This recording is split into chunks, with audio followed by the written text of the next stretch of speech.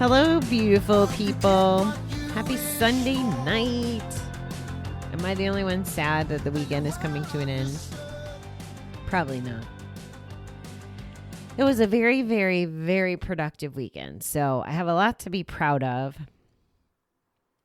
And it's not quite even over yet. I have one more Zoom call to do tonight. And it's kind of what inspired me to talk about what I want to talk about tonight.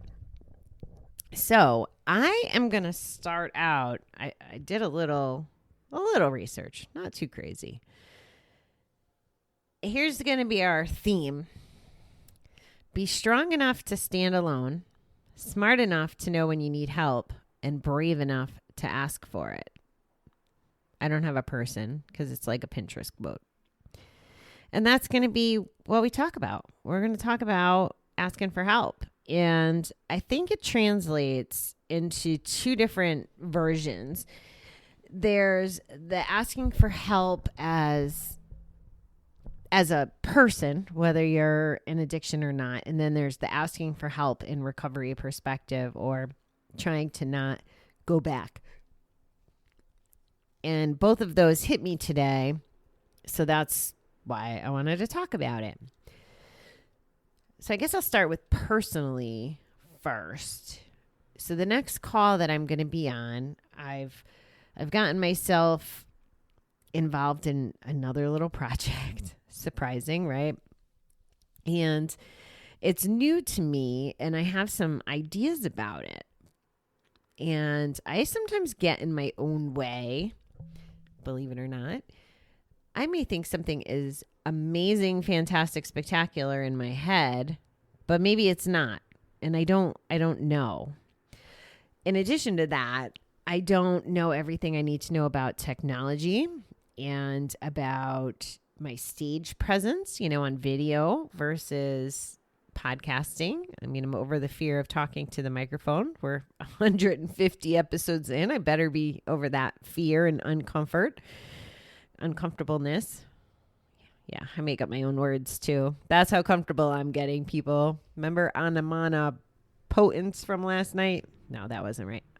I'm not. Yeah, I still can't do it. So because I didn't know the answers on all these things, I reached out for help.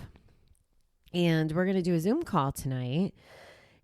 And it's going to be a mix because I'm actually trying to do it like a scientific experiment and mix up some fitness people or people involved in like the Zumba community with people who have different age children. My apologies for yawning. If I mentioned I was productive this weekend, so I'm entitled to be a little tired. So I mixed up the group and sent out an email. I think I sent it to maybe 10 people, maybe 12. And I've heard back from probably 80% of them. And it was simply put, hey, I need your help with something. Before I could even type the response, like a little bit more information. Sure, what do you need? I had an answer before I could even type the couple sentences to explain what I was asking. So there's some value to that, right? I have people that are that willing to help me. And it's not because they look for anything in return. It's just that I surround myself with beautiful people. That's part of the secret sauce to life, guys. If people are draining you and aren't the kind of people that you would show up for in a heartbeat before those sentences are filled in, or that wouldn't show up for you, then maybe they don't belong in your life. Just food for thought. And it's not easy to ask for help, right? And I'm still having a little bit of anxiety about going into this tonight because I'm asking people to give up their time. I'm asking them to be very honest with me, and hopefully they will be. But I had to ask. And I like this next quote because it makes me feel better. It says, "Don't be shy about asking for help. It doesn't mean you're weak. It only means you're wise." And the next one is, "Sometimes asking for help is the bravest move you can make. You don't have to go it alone." I love those quotes, right? Not just because they're validating my actions, but a little reassurance never hurt. So I'm asking for help, and I'm okay with it. Another example of me asking for help is I finally hired someone to help me. I've tried giving the business to people I knew, relatives, different things, do you want help? I'll even pay you for it.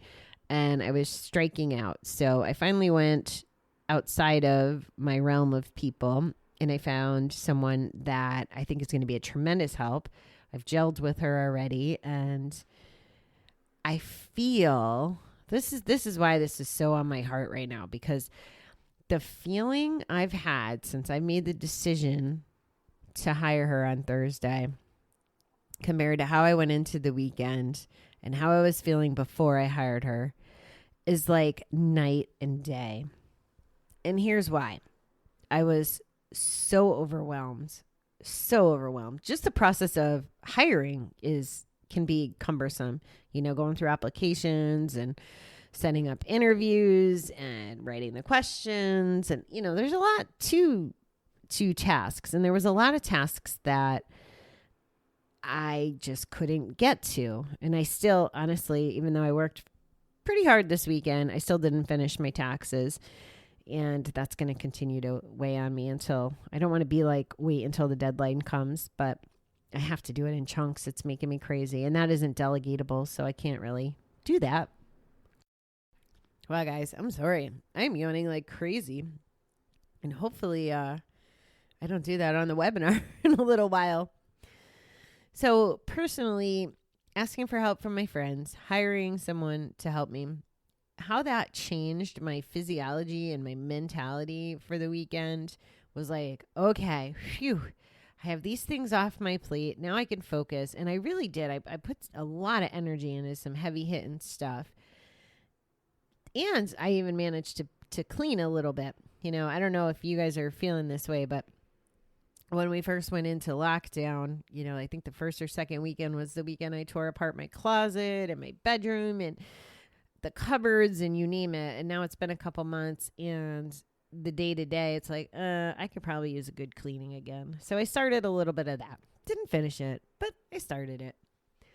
And another point, I guess, while I'm talking about this is to take the wins. Even though I didn't finish my taxes, I'm not beating myself up about that. Like I'm at least starting them. The deadline is, I got the letter May 13th. They give you 45 days. So worst case scenario, it'll take me the next 2 weekends at the rate I'm going, and I'm still 15 days ahead of schedule. I don't want to be last, but I also want to be accurate and do all the legwork that I can do. So I'm not beating myself up over that. I'm sitting here proud of myself because of what I did accomplish. And I didn't, clean the whole apartment, but I did some. And I hope that you can see those little victories in your life and in your days. And that kind of leads me into the next part of talking about asking for help, in the recovery world, or if you're trying to stay away from a bet. How hard is it to ask for help when we're having an urge or a craving?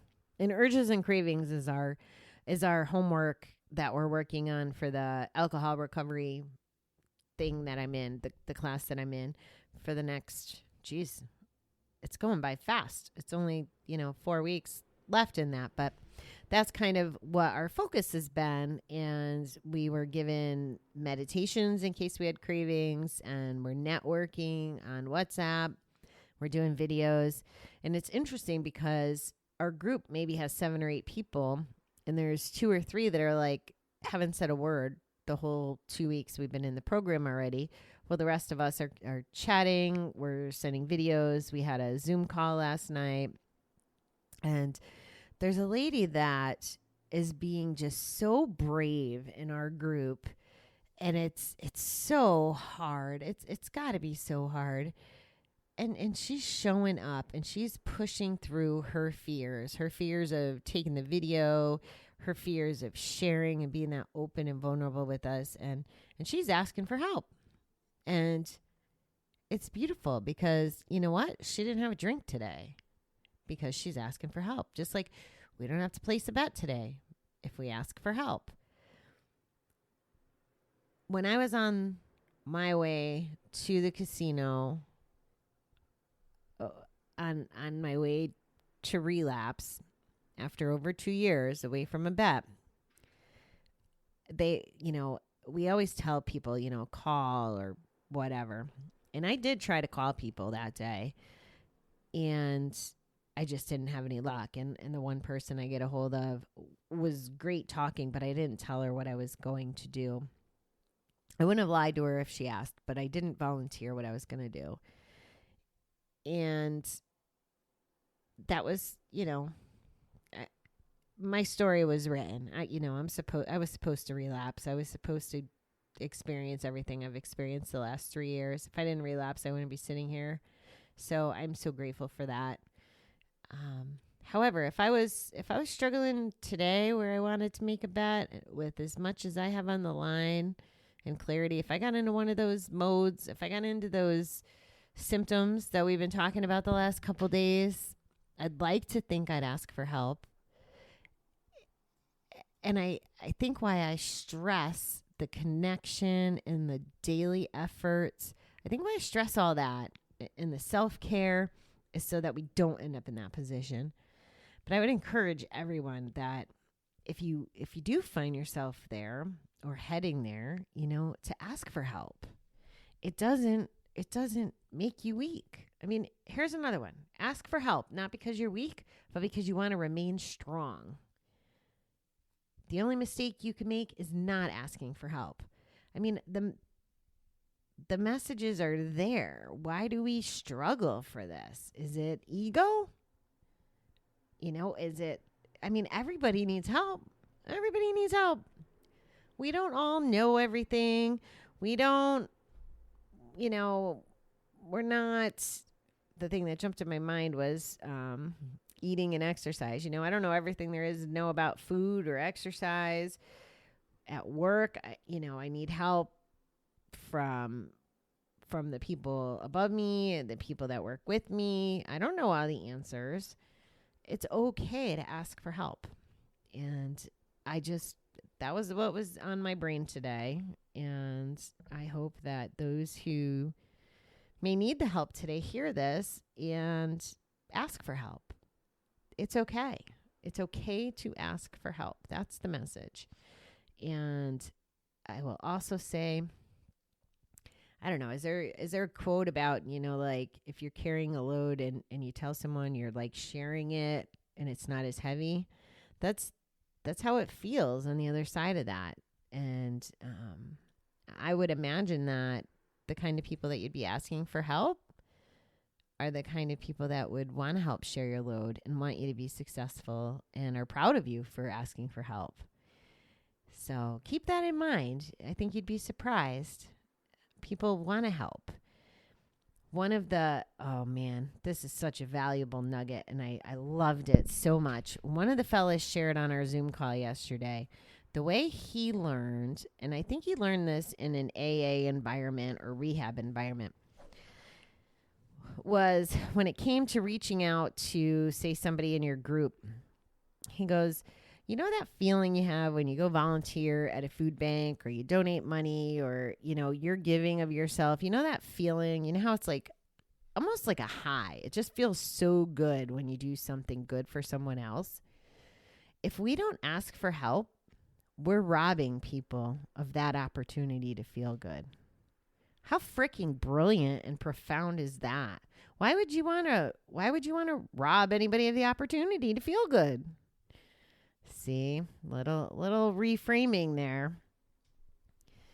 Well, I am going to go get ready for my meeting where I'm going to ask for help.